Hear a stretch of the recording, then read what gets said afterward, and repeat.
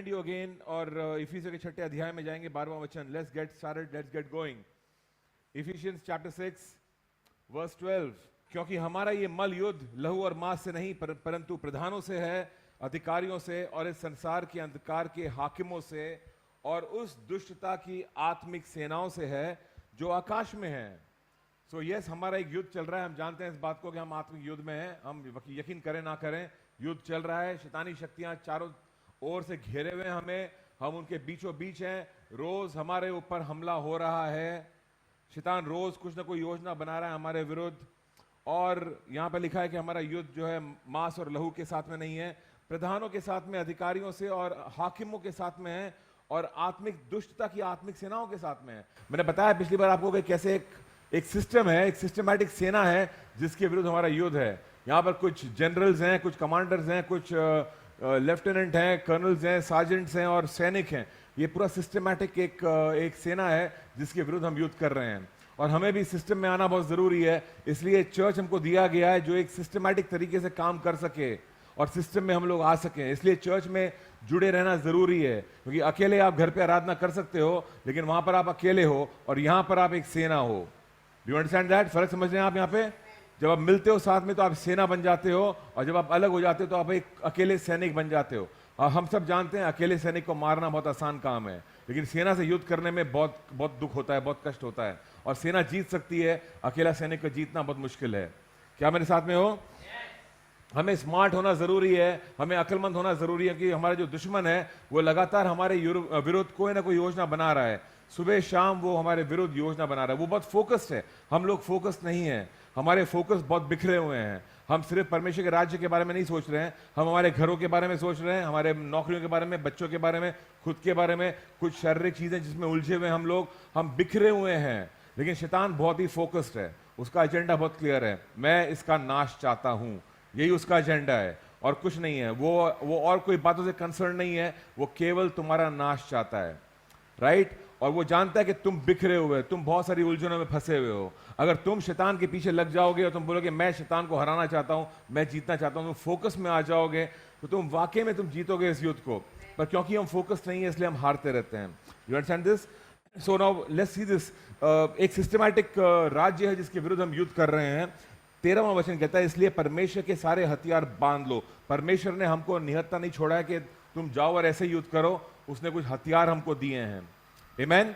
सो यहां पे कुछ परमेश्वर के कुछ सारे हथियार बांध लो कि तुम बुरे दिन में सामना कर सको और सब कुछ पूरा करके स्थिर रह सको। सब कुछ पूरा करके मतलब जो तुम्हारा जो पर्पस है, मकसद है, उद्देश्य है इस पृथ्वी पर, और वो उद्देश्य तुम्हारी नौकरी नहीं है, तुम्हारे बच्चों की शादियां भी नहीं है, वो उद्देश्य का एक छोटा हिस्सा होगा, लेकिन तुम्हारे उद्देश्य इन सब चीजों से बढ़कर हैं। और जो परमेश्वर ने तुमको उद्देश्य दिए हैं, उस उद्देश्य को पूरा करने के लिए परमेश्वर के ये दिए हुए हथियार बांधने पड़ेंगे, इनको उठाना पड़ेगा, युद्ध में उतरना पड़ेगा, और तभी जाके तुम अपने उद्देश्य को पूरा कर सकोगे, वरना ये उद्देश्य पूरे नहीं होंगे। Do you understand this?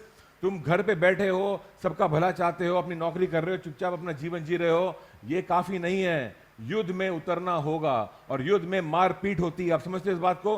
कुछ जख्म लगते हैं और कुछ जख्म हम देते हैं, एक दूसरे को नहीं, शैतान को देते हैं। आप समझ रहे हो इसको? उसके राज्य को जख्म देने। जख्म हमें लगते हैं, शायद लोगों से लगते हैं, क्योंकि शैतान लोगों का इस्तेमाल करता है, लेकिन हम जख्म वापस लोगों को नहीं देते हैं, हम उस शैतान के पीछे लग जाते हैं। जहां से हमला हो रहा है हम वहां पर जवाब नहीं देते हैं। बाइबल में लिखा है, कोई तुमको थप्पड़ मारता है, दूसरा गाल दे दो उसको। क्यों दूसरा गाल दे दो इसको? क्योंकि यहां पर वापस थप्पड़ नहीं मारना है, वापस थप्पड़ कहीं और मारना है। Are you with me? हमारा युद्ध एक दूसरे के साथ में नहीं है, हमारा युद्ध शैतानी शक्तियों के साथ में है। सो get this clear. It says over here, उसके सारे हथियार बांध लो कि तुम बुरे दिन में उसका सामना कर सको और सब कुछ पूरा करके स्थिर रह सको। बुरे दिन में सामना कर सको। बुरे दिन आने वाले हैं, मैंने बताया पिछली बार आपको, बुरे दिन लगातार आते रहेंगे, तुम्हारा बुरा होता रहेगा जिंदगी भर इस पृथ्वी पर। Don't be under the misconception के सब कुछ सही चलने वाला है। कुछ सही नहीं चलने वाला है, बिकॉज शैतान तुम्हारे पीछे लगा हुआ है। बुरा होने वाला है, लोगों के द्वारा बुरा होने वाला है। Do you understand this? इमारतें बुरा नहीं करती हैं आपका, सड़कें बुरा नहीं करती हैं तुम्हारा, लोग ही बुरा कर सकते हैं तुम्हारा।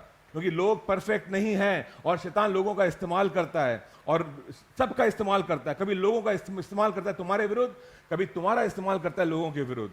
We have to be careful of that. हमारा युद्ध एक दूसरे के साथ में नहीं है, शैतान के साथ में। ये बुरे दिन आएंगे, पर अगर हम उसके हथियारों को बांध लेंगे, हम इन बुरे दिनों का सामना कर सकेंगे। Are you with me? आमेन। So 14th verse starting point क्या था? इस सत्य से अपनी कमर कसकर, धार्मिकता की झिलम पहनकर और पांव में मेल के सुसमाचार की तैयारी के जूते पहनकर और इन सब के साथ विश्वास की ढाल लेकर स्थिर रहो, जिससे तुम उस दुष्ट के सब जलते हुए तीरों को बुझा सको।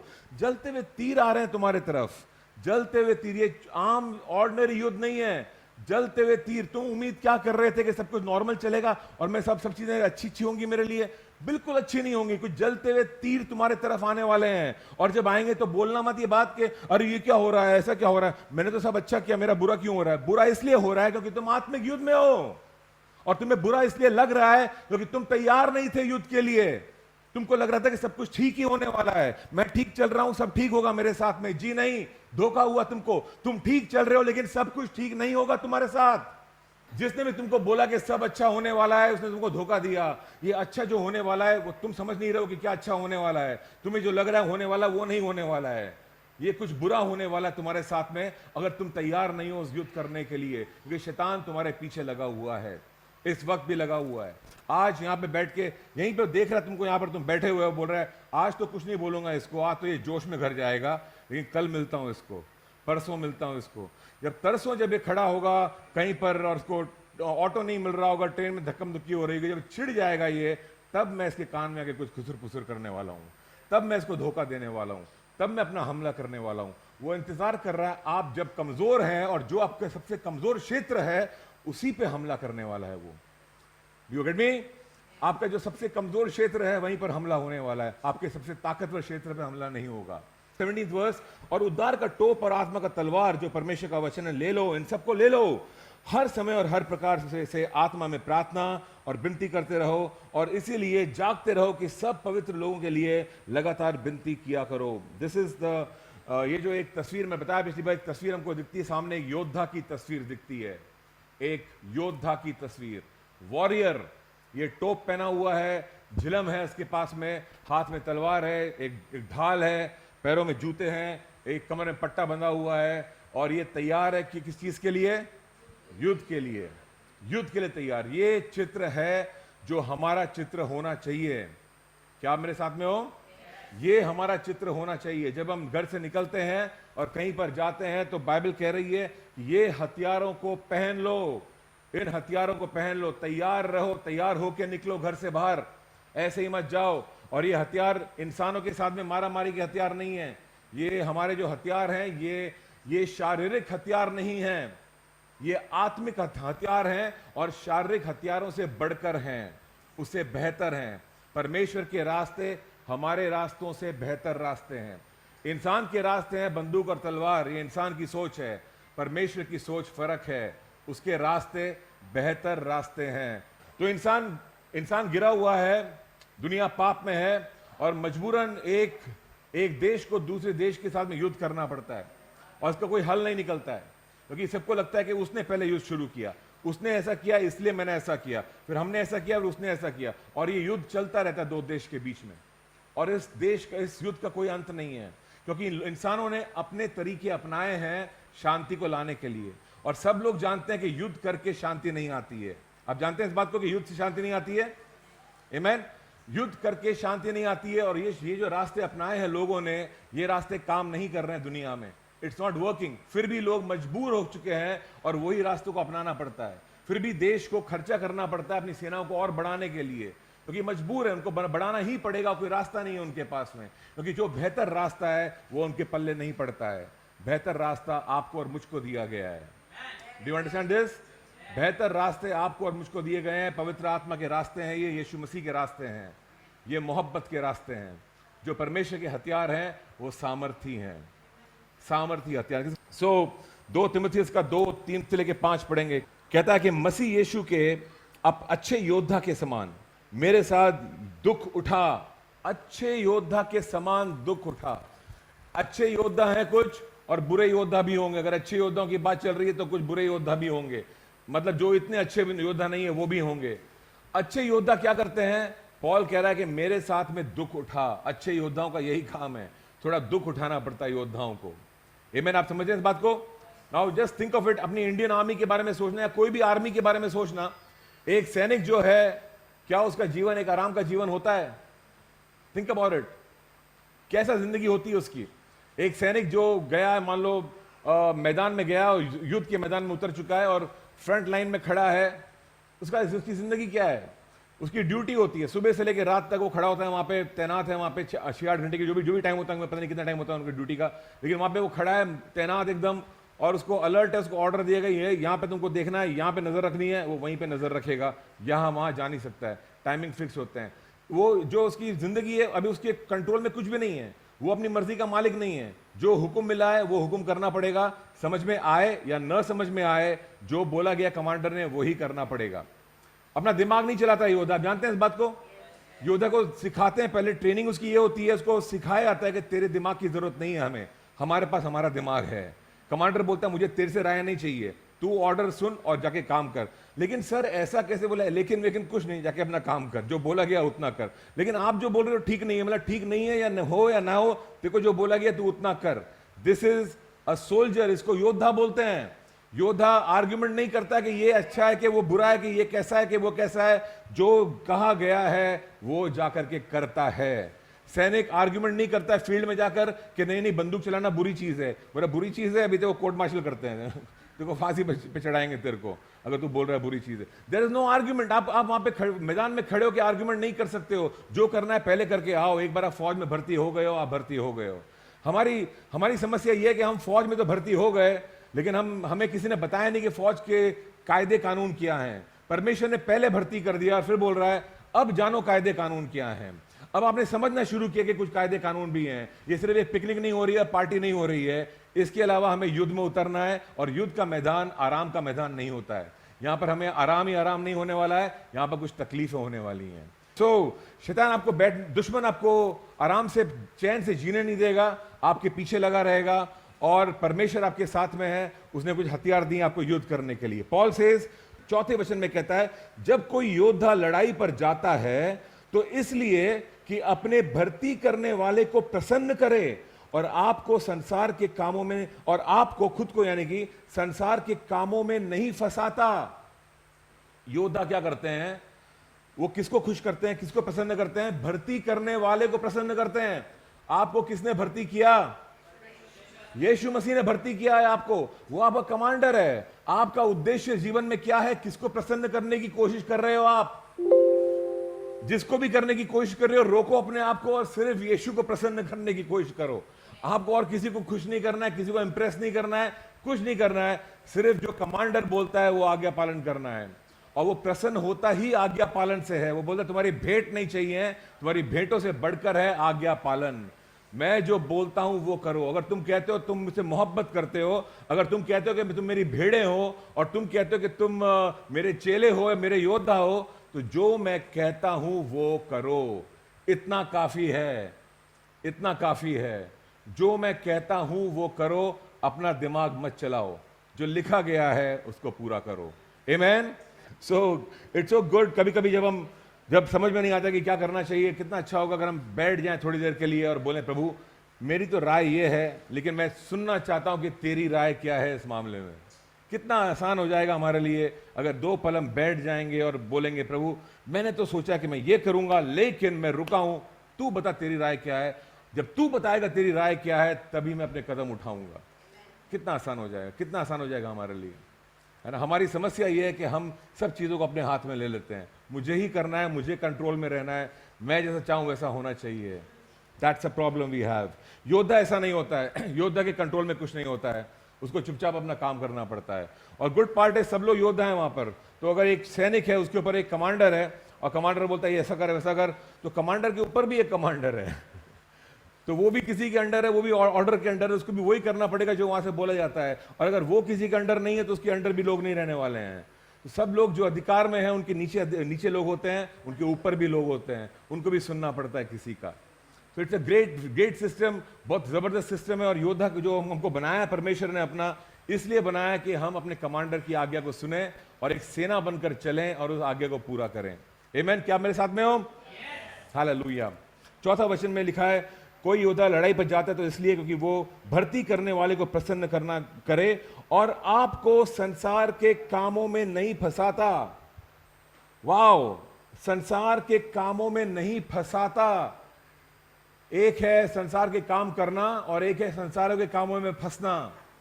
काम करना और फंसने में अंतर है। हम अपने आप को उलझा सकते हैं दुनिया की चिंताओं में, पर सैनिक ऐसा नहीं करते हैं। सैनिक वहां पर जब मैदान में है, बंदूक तान के बैठा है, तो वो ये नहीं सोच रहा है कि वो मेरे घर पे अभी वहां पर ना छत बनानी है और वहां पे खेत काटने हैं और ये करना है और वो करना है। जी नहीं, वो उन कामों को छोड़कर आया है और यहां पर युद्ध कर रहा है। तो वो काम कौन करेंगे? वो काम जो भी करेंगे। जब वो आ गया है सेना में, तो काम है सेना का काम करना और सैनिक बनकर अपना जीवन बिताना। तो वो वही काम करेगा। हम जब दुनिया में थे, हम दुनिया की चीजें करते थे, अब हम प्रभु में हैं, प्रभु की चीजें करेंगे। प्रॉब्लम आती है जब हम दुनिया की चीजें प्रभु में ले आते हैं, यहां पर ले आते हैं, और हमें लगता है कि मैं बॉर्डर पे खड़ा हूं, बंदूक तान के, साथ में मैं थोड़ा खाना भी पका लूंगा, यहाँ पे वहां पे खेत भी काट लूंगा और ये भी कर लूंगा। आप क्या सुपरमैन हो? आप नहीं कर सकते हो इतना सब। एक टाइम पे एक चीज अच्छे से कर लो, अच्छा होगा आपके लिए।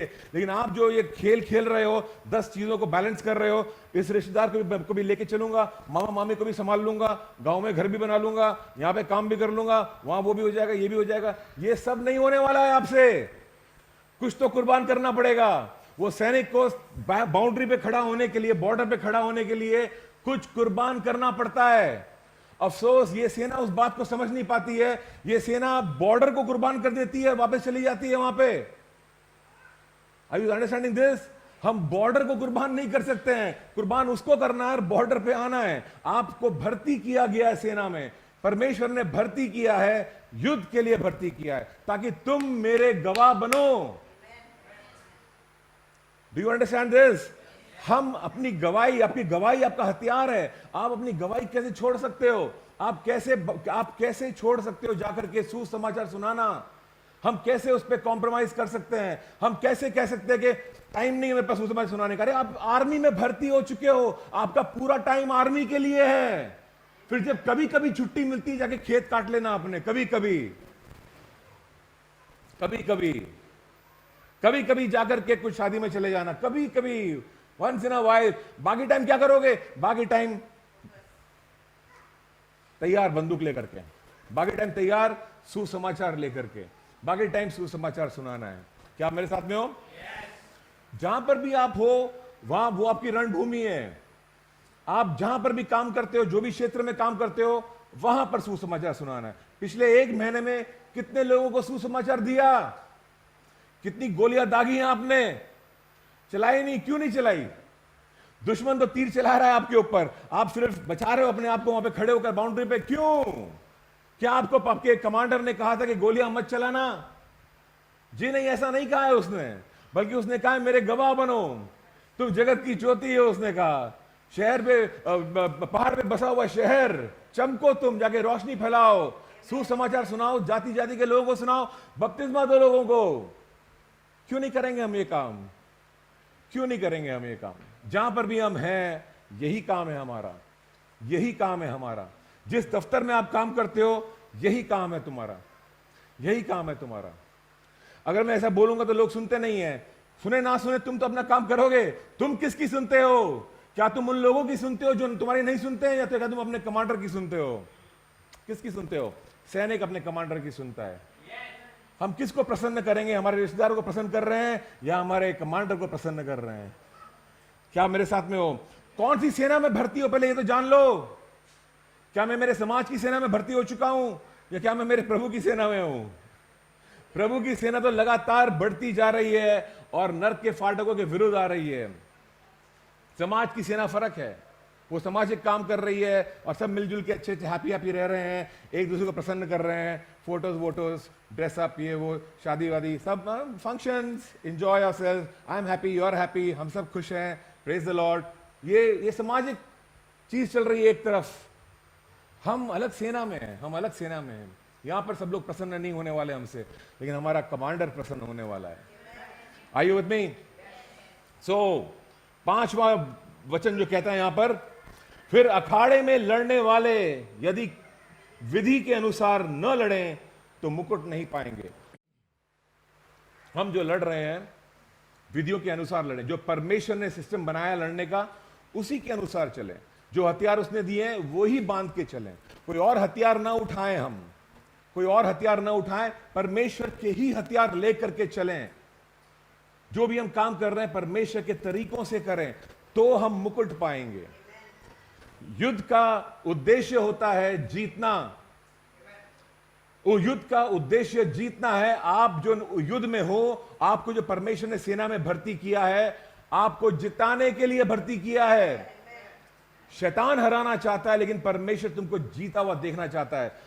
कर दिया है उसने और वो चाहता है कि तुम जीतो इस युद्ध में, और इसलिए वो एनकरेज कर रहा है, बोल रहा है कि आ जाओ और मुकुट पहनो। स्वर्ग में मुकुटों की कमी नहीं है, बहुत सारे मुकुट हैं और वो पहनाना चाहता है अपने योद्धाओं को। अगर योद्धा तैयार है पहनने के लिए तो आर्मी में अगर आप देखोगे मेडल्स मिलते हैं। क्या मेडल्स की कमी है? मेडल की कमी नहीं है, लेकिन वीर बहादुर लोगों की कमी है। जो वीरता से जाएगा, अपना काम पूरा करेगा, अपना युद्ध लड़ेगा, उसको मेडल मिलता है। परमेश्वर मुकुट देता है उन लोगों को जो युद्ध में शामिल होते हैं, जो परमेश्वर के बताए तरीकों से युद्ध करते हैं और जीतते हैं। और जीत हमारी निश्चिंत है, वो होना ही है, जीतना ही है हमें। जो जो युद्ध में उतरेगा, परमेश्वर के रास्तों पे चलेगा, वो जीतेगा, हमेशा जीतेगा।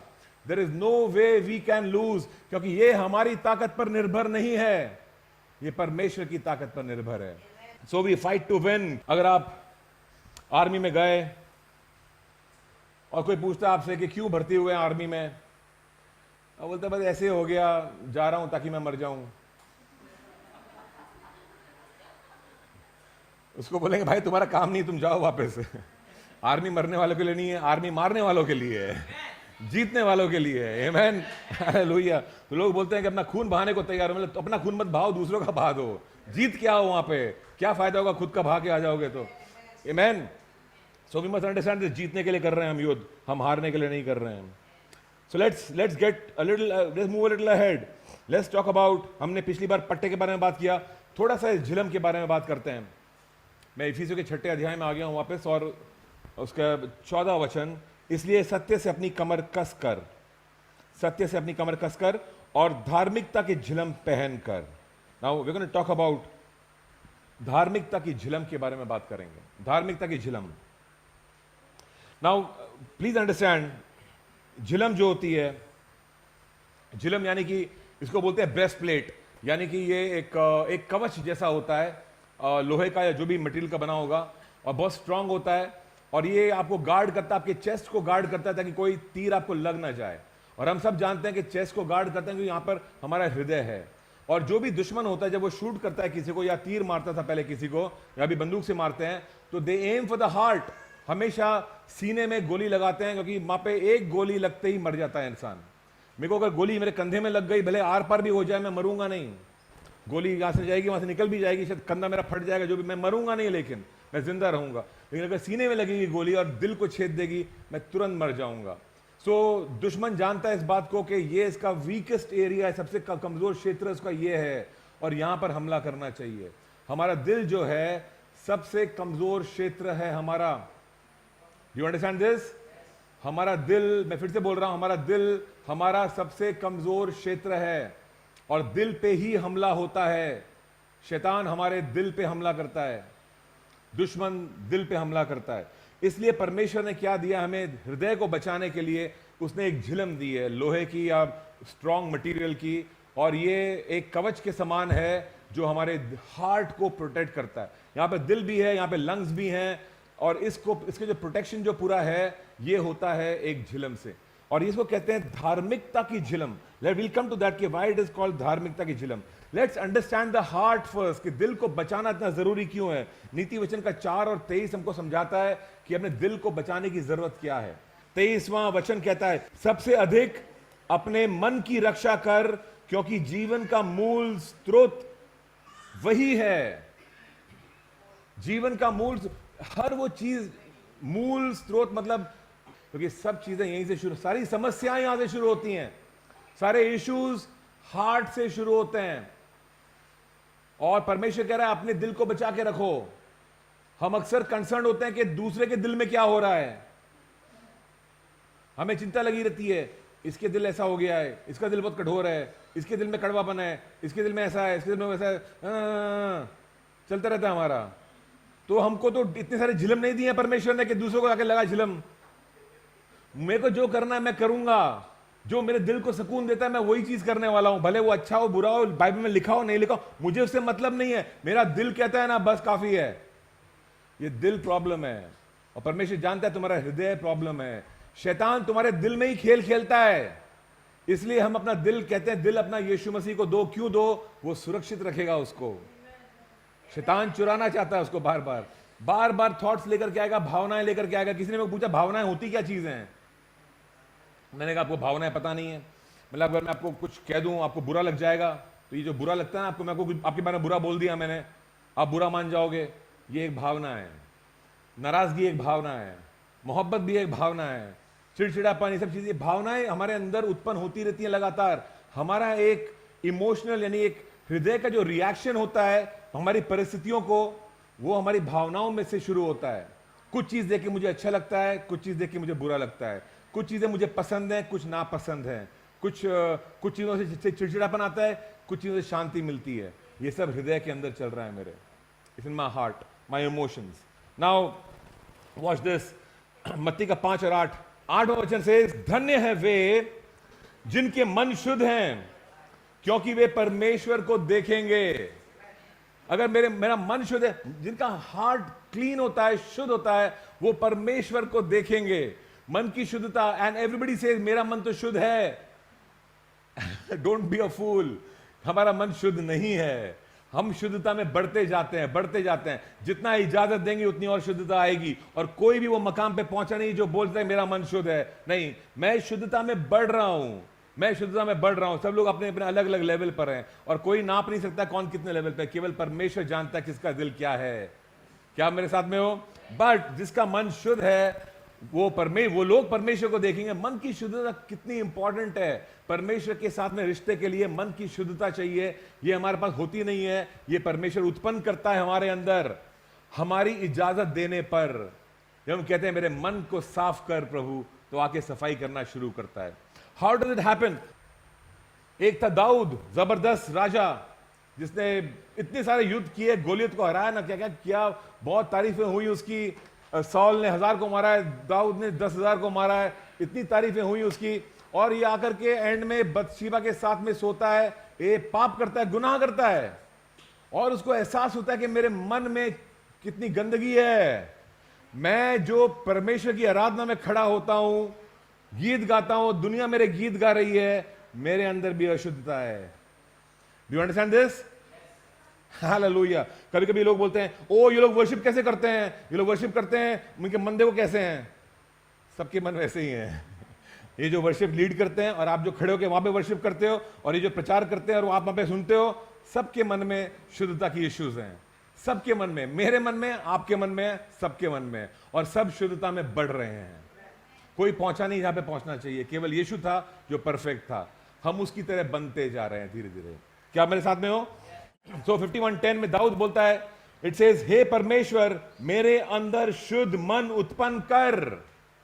मेरे अंदर शुद्ध मन उत्पन्न कर, मतलब मैं ये उत्पन्न नहीं कर सकता हूं, तू कर। प्लीज अंडरस्टैंड, शुद्धता तुम्हारे हाथों में नहीं है, तुम नहीं कर सकते हो खुद को शुद्ध। तुम सिर्फ परमेश्वर से मांग सकते हो मुझे शुद्ध कर, और परमेश्वर तुम्हें शुद्ध करना शुरू करेगा। और जब वो शुद्ध करना शुरू करेगा, वो तुमको दिखाएगा क्या चीजें अशुद्ध हैं, और बोलेगा इससे दूर रहे, इससे दूर रहे, इससे दूर रहे।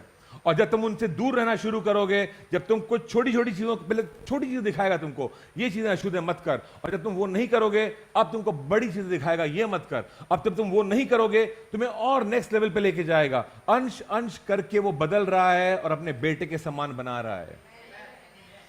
हम परमेश्वर से कह सकते हैं मेरे मन को शुद्ध कर, और वो अशुद्धता दिखाना शुरू कर देगा हमें। He will show it to us, क्या चीजें जो हमारे मन के अंदर हमारे मन को गंदा कर रही हैं। मन को, मेरे अंदर शुद्ध मन उत्पन्न कर, और मेरे भीतर स्थिर आत्मा नए सिरे से उत्पन्न कर। सो ये जो हमारा हमारा जो ब्रेस्ट प्लेट हमको दिया गया है, कवच जो दिया गया है, झिलम जो दी गई है, ये झिलम धार्मिकता की झिलम है। धार्मिकता की झिलम बोला गया इसको। धार्मिकता यानी धर्मीपन। धार्मिकता अधार्मिकता से के विपरीत है। अधर्म को हम समझते हैं और धर्म की बातें हम समझते हैं। जो चीजें शुद्ध पवित्र हैं, वो चीजें धर्म की चीजें हैं, वो धार्मिक बातें हैं। और ये धार्मिकता की झिलम की हमें जरूरत है। झिलम की जरूरत है। नाउ प्लीज अंडरस्टैंड, जब कहा गया है कि आपको धार्मिकता की झिलम की जरूरत है, इसका मतलब यह है कि आपके पास वो धार्मिकता नहीं है। होती तो जरूरत नहीं पड़ती ना आपको। Okay, so understand this. एक तीर कोई गोली चलाता है, कोई गोली अगर मेरे हाथ पे लगती है तो मेरा हाथ छिद जाएगा, क्योंकि मेरे पास ताकत नहीं है वो गोली के विरुद्ध खड़े होने की। गोली में ज्यादा ताकत है, तो गोली आती है, लगती है, मेरा हाथ टूट जाएगा, फट जाएगा, या फिर पार पार हो जाएगा यहां पे, बिकॉज मेरे पास वो ताकत नहीं है। लेकिन अगर मैं यहां पर एक लोहे का कवच पहन लेता हूं, तो बुलेट आके कवच से टकराएगा और चला जाएगा, मेरा हाथ सुरक्षित रहेगा। तो मेरे पास खुद को बचाने की ताकत नहीं है, इसलिए मुझे एक झिलम की जरूरत है। मेरी धार्मिकता काफी नहीं है, इसलिए मुझे झिलम की जरूरत है। समझो इस बात को? यानी मैं अपने आप में पवित्र नहीं हूं, इसलिए मुझे एक झिलम की जरूरत है। मेरे पास धार्मिकता नहीं है, इसलिए मुझे झिलम की जरूरत है। ये झिलम किसको मिलती है? वो जो नम्र होते हैं उसको मिलती है, जो कबूल कर सकते हैं कि मेरे पास मेरी धार्मिकता काफी नहीं है, मेरे पास कुछ अपवित्रता है। और सिर्फ ये ऐलान करने वाले लोग नहीं, ये नम्र लोग जो तैयार हैं कि हां, मैं शुद्धता में चलना चाहता हूं, मैं खुद को बदलना चाहता हूं, इनके लिए ये झिलम है कि डोंट वरी अबाउट इट। ये झिलम को तू पहन ले, झिलम को पहन ले। ये झिलम पहने हुए नहीं हो तुम, झिलम को पहनना पड़ता है। Please understand the difference. आप सेना में भर्ती हो गए हो, ये भर्ती तो हो गए हो, लेकिन परमेश्वर ने झिलम ऐसे नहीं पहना दी कि पहन ले, आप फिक्स हो गई तेरे ऊपर। जी नहीं, आप इसको जब चाहे पहन सकते हो, जब चाहे उतार सकते हो। और अक्सर हमारी झिलम उतरी हुई होती है, और बाइबल में लिखा है पहन लो इन हथियारों को, पहन लो, क्योंकि युद्ध चल रहा है, इसकी तुम्हें जरूरत पड़ने वाली है। ये तुम्हारी धार्मिकता नहीं है, ये एक झिलम है, यीशु मसीह की झिलम है, और ये धार्मिकता की झिलम है। जब तुम इसको पहनते हो झिलम को, तो क्या होता है? यीशु की धार्मिकता तुम्हारे ऊपर आ जाती है। तुम जो अधर्मी थे, अब तुम धार्मिक लगने लगते हो। अब तुम्हें देखकर परमेश्वर बोलता है कि ये अधर्मी नहीं है, ये धार्मिक है। अब न्यायाधीश तुम्हें देखकर बोलता है ये मुजरिम नहीं है, ये आजाद है। You understand this? सो तुम्हारे झिलम क्या करता है? ढकता है कुछ चीजों को, हृदय को ढक रहा है, तुम्हारे पापों को।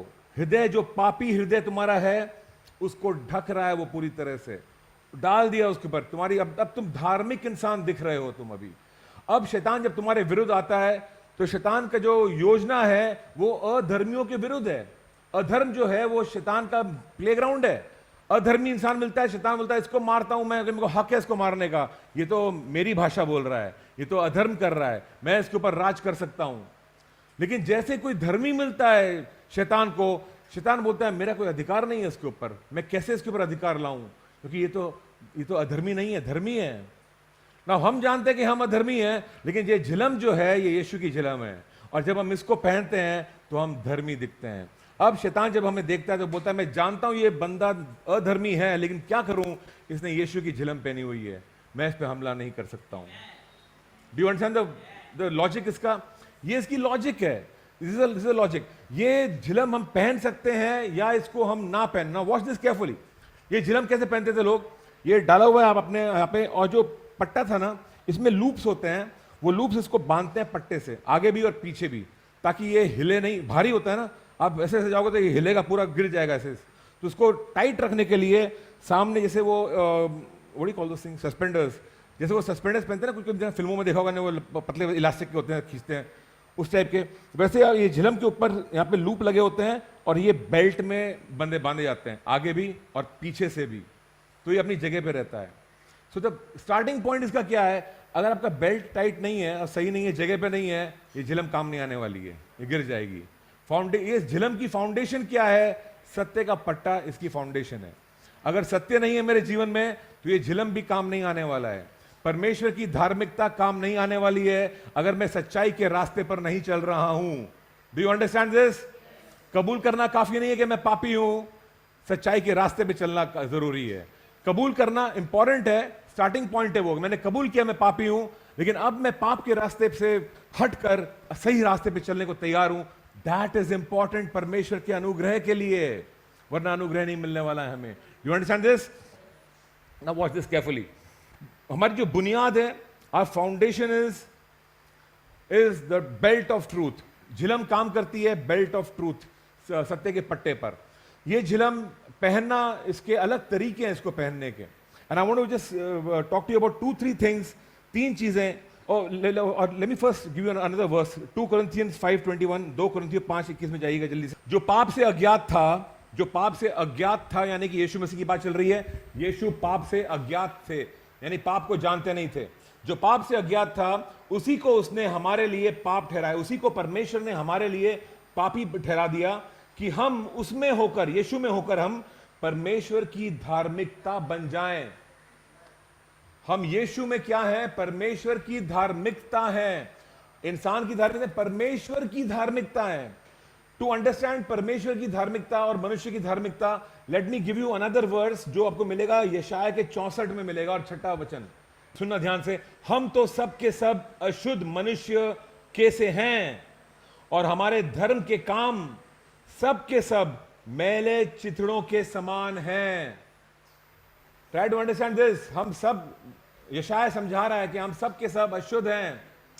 पूरी दुनिया, सब लोग दुनिया में जो है, बहुत से लोग दुनिया में जो है, कोई ना कोई धर्म के काम करते हैं, अच्छे काम करना चाहते हैं, क्योंकि सबको ऐसा लगता है कि इतने बुरे काम हमने किए हैं, कुछ अच्छे काम करेंगे तो चलो थोड़ा सा खुदा के सामने अच्छा होगा, हमारा परमेश्वर के सामने कुछ हमारा अकाउंट अच्छा हो जाएगा, अच्छे काम बढ़ जाएंगे हमारे, बुरे काम इतने सारे हैं, कुछ तो अच्छे भले काम कर लो।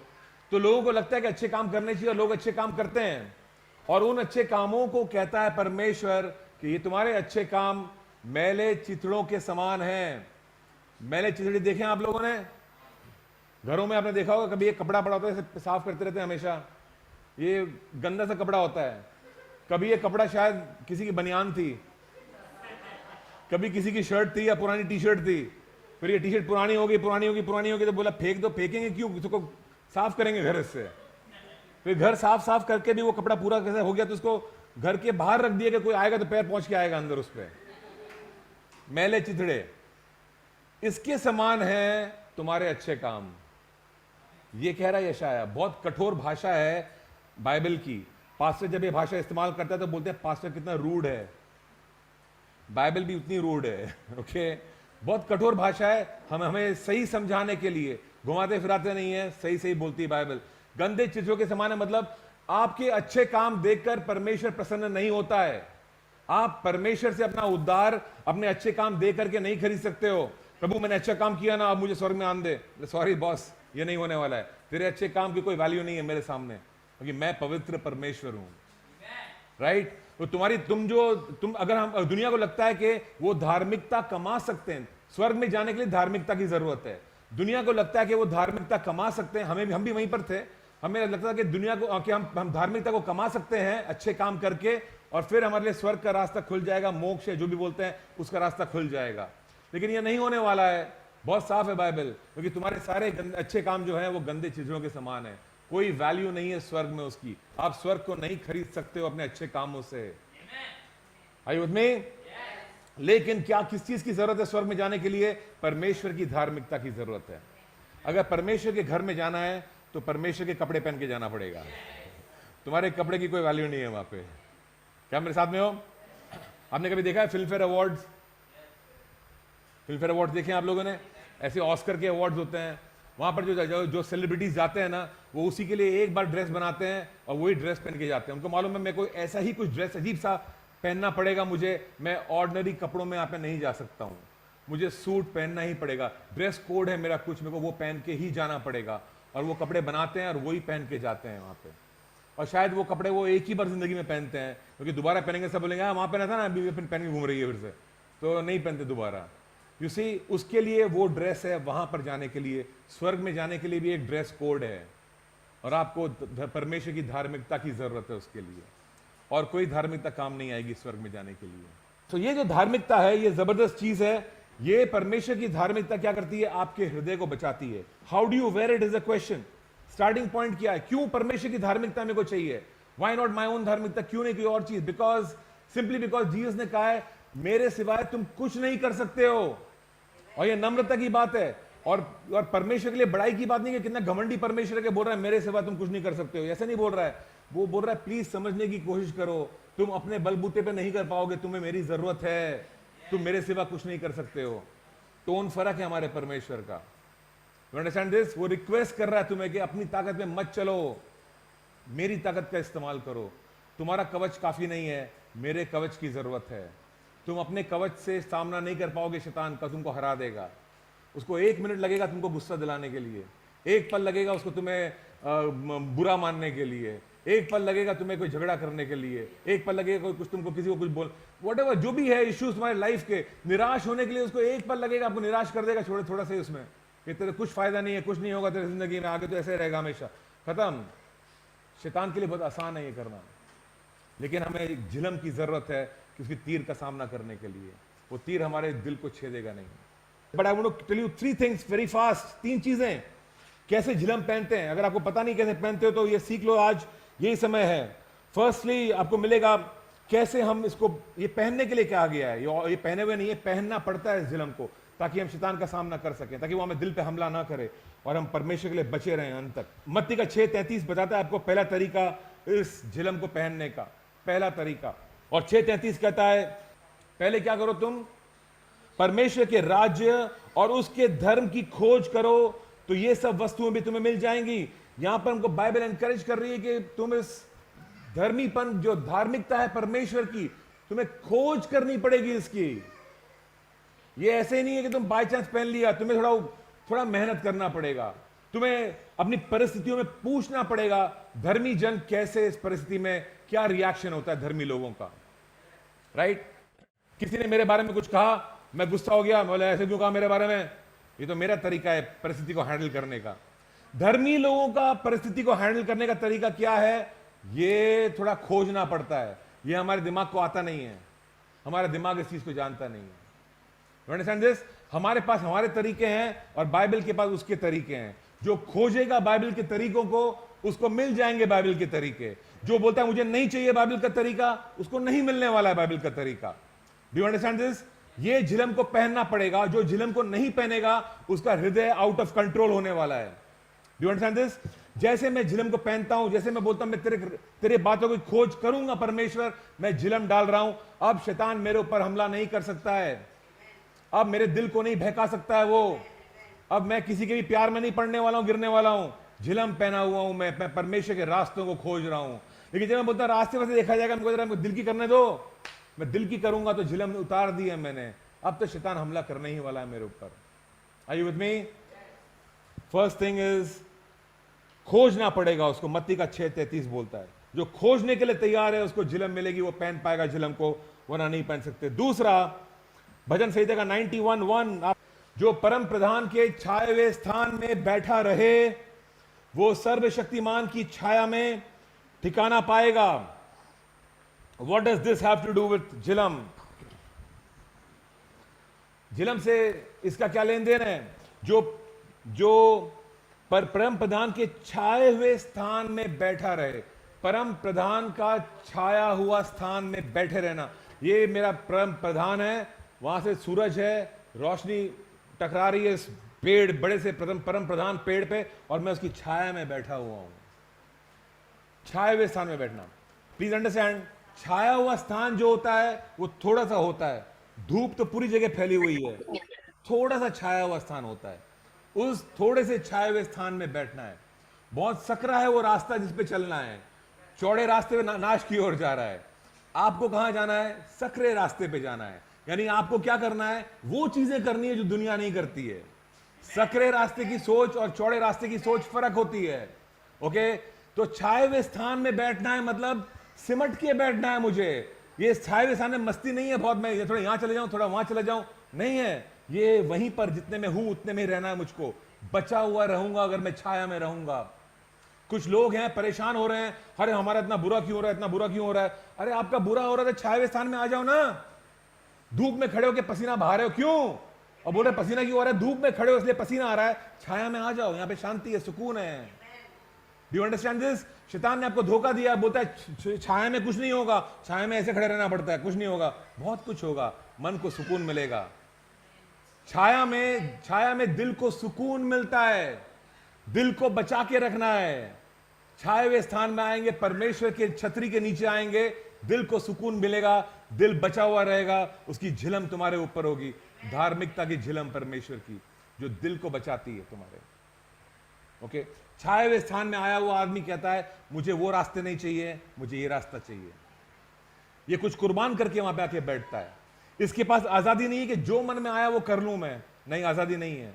लेकिन ये अच्छा है उसके लिए, यहां पे शांति है उसके जीवन में, यहां पर सुकून है उसके जीवन में, चैन है यहां पर उसके जीवन में। छाए हुए स्थान में बैठना है। परमेश्वर की झिलम वो पहनते हैं, जो पहनते हैं वो छाया वाले स्थान के लोग हैं, बाहर के लोग नहीं हैं, बेचैन लोग नहीं हैं। तीसरी चीज जो करनी है हमें, दैट्स इंपॉर्टेंट, ये वो लोग हैं जो उसकी आज्ञाओं से खुश होते हैं। यू फाइंड इट इन भजन संहिता 37:4। यहोवा को अपने सुख का मूल जान, यहोवा को अपने सुख का मूल जान।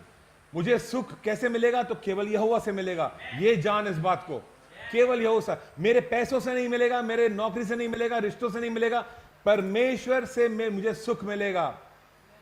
यू सी, जब तुम समझ गए हो कि परमेश्वर से सुख मिलेगा, तुम सारा फोकस परमेश्वर पे लगाओगे। जब तुम्हें लगता है कि मेरा सुख का मूल पैसा है, सारा फोकस तुम पैसों पे लगाओगे। जब तुम्हें लगता है कि मेरा सारा सुख मुझे मेरी शादी से मिलेगा, सारा फोकस तुम्हारी शादी पे जाएगा। तुम्हारा मूल क्या है? तुम्हारी खुशियां कहां से आती हैं? परमेश्वर से अगर तुम्हारी खुशियां आती हैं तो शैतान कोई भी हमला नहीं कर सकता तुम पे।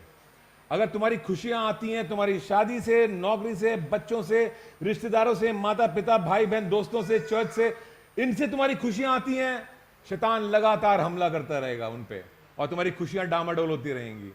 पर जिसकी खुशियां उसके परमेश्वर से जुड़ी हुई हैं कि प्रभु हालात कैसे भी हो, तू है ना, काफी है मेरे लिए, मैं खुश हूं, इस बंदे को हराना नामुमकिन है। ये धार्मिकता की झिलम पहन के घूम रहा है, बोला मेरा परमेश्वर काफी है मेरे लिए। चला ले, कितने तीर चलाने हैं, मैं जानता हूं कुछ असर नहीं होने वाला है। अयूब ऐसा ही था, क्या करना है कर ले, घर चला गया, बीवी बच्चे मर गए, ये हो गया, वो हो गया, जो भी हुआ उसके जीवन में उसने बोला मेरा परमेश्वर मेरा सब कुछ है। ऑसम, धार्मिकता की झिलम, परमेश्वर की झिलम पहने हुए वो। शैतान कुछ नहीं बिगाड़ सकता है तुम्हारा। अब शैतान कुछ नहीं बिगाड़ सकता है। कुछ लोगों के लिए उनका नाम बहुत इंपॉर्टेंट है। मेरा नाम नहीं खराब होना चाहिए, नाम नहीं खराब होना। तुम्हारी खुशी अगर तुम्हारे नाम से जुड़ी हुई है, ओ माय गुडनेस, अब तो शैतान बहुत खेलेगा। नाम ऊपर नीचे होता रहेगा तुम्हारा, कभी नाम एकदम नीचे चला गया, ओ दुखी, नाम ऊपर, हाँ खुश। रेटिंग्स ऐसा होता है इंडस्ट्री में, यही चलता है, रेटिंग चलती रहती है। सीरियल का रेटिंग हाई है, प्रोड्यूसर खुश, पूरा यूनिट खुश। रेटिंग डाउन हो गई, प्रोड्यूसर भी दुखी, पूरा यूनिट दुखी, सब लोग दुखी, एक्टर्स भी दुखी। उनका रेटिंग पे खुशी उनकी डिपेंड करती है, ऊपर नीचे होती रहती है। तुम मत करना ऐसे। यहोवा को अपने खुशी का मूल जानना, जो उसको अपना मूल बनाता है। ये आसान काम नहीं है, लेकिन ये रोज का काम है। रोज तुम एक फैसला कर सकते हो कि मेरे हालात खराब हैं, लोग मेरे विरुद्ध बात कर रहे हैं, मेरे दुश्मन खड़े हो गए हैं, लोग मुझे तकलीफ दे रहे हैं, शायद मेरे पास पैसों की कमी है, शायद नौकरी भी अच्छी नहीं है, जो भी होगा मेरे साथ में, लेकिन मैं जानता हूं मेरा परमेश्वर मेरे सुख का मूल है और इतना काफी है मेरे लिए। और ये चिढ़ के नहीं बोलना, ये नहीं है ना, कोई बात नहीं, मेरा परमेश्वर है, जी नहीं, ये चिढ़ के नहीं बोलना है। ये फिर चिढ़ के बोल रहे हो तो फिर ये आपका परमेश्वर भी खुशी का मूल नहीं है, फिर वही सब मूल है। परमेश्वर खुशी का मूल है, मतलब ये हालात ऐसे हैं, कोई बात नहीं ऐसे हैं तो मैं फिर भी मुझे तो ज्यादा मिला है, मांगने से ज्यादा मिला। परमेश्वर ही मेरे को मिल गया है, तो ये बाकी चीजें रहे ना रहे क्या फर्क पड़ता है, परमेश्वर मिल गया मुझको। मांगने से, गाते हैं हम लोग मांगने से ज्यादा मिला, पर हम लोग ये एक्चुअली यकीन नहीं करते हैं पूरी तरह से उस बात में। हमें लगता है हमको कमी मिला है, एक्चुअली ज्यादा मिलना चाहिए था। 3 बातें बताई है मैंने आपको। एक बताया, जो खोजते हैं परमेश्वर के राज्य को खोजना झिलम पहनने के बराबर है, उसके छाए हुए स्थान में बैठे रहना झिलम पहनने के बराबर है। और तीसरी बात जो मैंने आपको अभी बताई, जो उसकी आज्ञाओं से खुश होता है, जो परमेश्वर को अपना मूल जानता है, वो ये झिलम पहनने के बराबर है। ये आपके हृदय को बचाता है। So 37th verse was, यहोवा को अपने सुख का मूल जान और वो तेरे मनोरथों को पूरा करेगा. That's so amazing. Amazing. 3 बातें मैंने बताई. And the fourth and the last final thing, करीबी लोगों के द्वारा दर्शाते हैं. करीबी लोग हैं जो जानते हैं हमारी सारी खामियां, गलतियां. चर्च में तो मालूम पड़ता नहीं है. चर्च में आते हैं, हाय हेलो हालेलुया जाते हैं. किसको क्या पता है कि जीवन में क्या चल रहा है. सब नकाब पहने हुए हैं हम लोग यहाँ पे. लेकिन घर में जो घर के लोग हैं, जो पड़ोस के लोग हैं, ये हमारी हकीकत को जानते हैं अच्छी तरह से. और घर वालों को पता है कि कहां पर इनके जो झिलम जो दिख रहा है बाकी लोगों को चमकता हुआ, उनको मालूम है ये ठीक से पहना हुआ नहीं है इसने. एक्चुअली कहीं पर हल्का क्रैक है, तीर यहां से जा सकता है, तीर वहां से जा सकता है, थोड़ा टूटा हुआ है झिलम, कुछ इश्यूज हैं उसके अंदर. घर के लोग जानते हैं इस बात को, नजदीक के लोग जानते हैं इस बात को. और घर वालों से और नजदीक के लोग ऐसे होने चाहिए जो हमें क्रिटिसाइज कर सकें, हमारी गलतियां हमको बता सकें. अगर ऐसे लोग हमारे पास में नहीं है जो हमारी गलतियां हमको बताते रहते हैं, हम बहुत बड़ी समस्या में पड़ने वाले हैं. क्योंकि हमें लगेगा कि हम परफेक्ट हैं, हमें लगेगा हम तो सही हैं बिल्कुल. कुछ लोग चाहिए हमको चारों तरफ हमारे, जो हमको दिखा सके कि हमारी गलतियां क्या हैं. तो परमेश्वर उनका इस्तेमाल करता है हमें दिखाने के लिए कि हमारी कमजोरियां क्या हैं. और फिर उन कमजोरियों को जैसे मालूम पड़ता है ये मेरी कमजोरी है, हम परमेश्वर को इजाजत दे सकते हैं, हाँ इस कमजोरी से मुझको बचा. दाऊद को परमेश्वर ने जबरदस्त तरीके से कमजोरी का एहसास दिलाया. उसने उसको दिखा दिया कि देख तू कितना कमजोर है, थोड़ा सा तू अलग हुआ, मैंने हल्का सा अपना हाथ हटाया तेरे ऊपर से और तूने गलत काम किया बत्शीबा के साथ में. तेरे अंदर था वो कमजोरी, तेरे अंदर कमजोरी थी, मैंने दिखा दिया तेरे को. और दाऊद ने क्या किया, तुरंत कहा प्रभु से, प्रभु मेरे मन में शुद्धता उत्पन्न कर. वो तुरंत समझ गया मेरी गलती क्या है. और I am telling you something, गलती करना कोई बड़ी चीज नहीं है, लेकिन गलती करने के बाद में उसका एहसास भी नहीं हो रहा है कि गलती की है मैंने, और मैं गलती को ढकने की जो कोशिश करता हूं, ये सबसे बड़ी समस्या है. और ये कोई झिलम काम नहीं करने वाला है, कोई झिलम काम नहीं करने वाला है. अब शैतान का हमला शुरू होने वाला है आपके ऊपर. और झिलम मतलब वो व्यक्ति जो गलती करके कबूल करता है कि हां मैंने गलती की है. This is the final thing. अगर ये नहीं है हमारे लाइफ में, तो बाकी जितना भी आप थियोलॉजी कर लो, कितना वचन पढ़ लो, कोई फायदा नहीं होगा. गाड़ी यहां पर आके रुक जाएगी. तूने बत्शीबा के साथ में गलत काम किया, अब तू सॉरी बोलता है कि नहीं बोलता है. अगर दाऊद बोलता क्या गलत काम किया, लेकिन वो तो सब लोग युद्ध पे गए थे, मेरा क्या दोष है, वो वहां पे क्यों नहा रही थी वहां पे अकेली, वहां पे कह सकता है, कहेगा तो वो कुछ भी कह ले, एंड में घूम फिर के वहीं पाता है दाऊद तू सॉरी बोलता है कि नहीं बोलता है. दाऊद स्मार्ट है, वो जानता है अपने परमेश्वर को, सॉरी बोलता है. बोलता है मैं आगे बढ़ ही नहीं पाऊंगा, कहां जाऊंगा मैं परमेश्वर को सॉरी नहीं बोलूंगा तो. अगर मैं अपने पापों का प्रायश्चित नहीं करता हूं तो कहां जाऊंगा मैं. आमीन.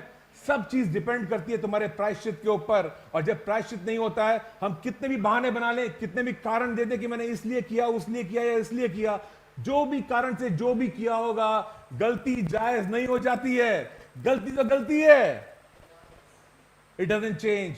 धार्मिकता की झिलम की बुनियाद ही वो है. You understand this? So 4 things I've told you, keep them in your heart. रोज धार्मिकता की झिलम पहनो. और कैसे पहनते हैं? फर्स्ट, खोजी बनो, उसके रास्ते की खोजी बनो. सेकंड थिंग, परमेश्वर के छाए हुए स्थान में बैठो. तीसरी बात, यहोवा, सारी खुशी मेरी यहोवा से आती है और किसी और से नहीं. जान लो इस बात को और बिलीव करना शुरू करो इस बात में. और चौथी बात जो बताई, बदलने के लिए तैयार रहो, पश्चाताप के लिए तैयार रहो, माफी मांगने के लिए तैयार रहो, रास्तों को बदलने के लिए तैयार रहो. आमीन.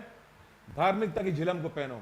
हमने सच्चाई के पट्टे के बारे में बात की, धार्मिकता की झिलम के बारे में बात की, और भी बहुत सारी चीजें हैं, बहुत सारे हथियार हैं. आने वाले दिनों में उनको भी डिस्कस करेंगे. आमीन.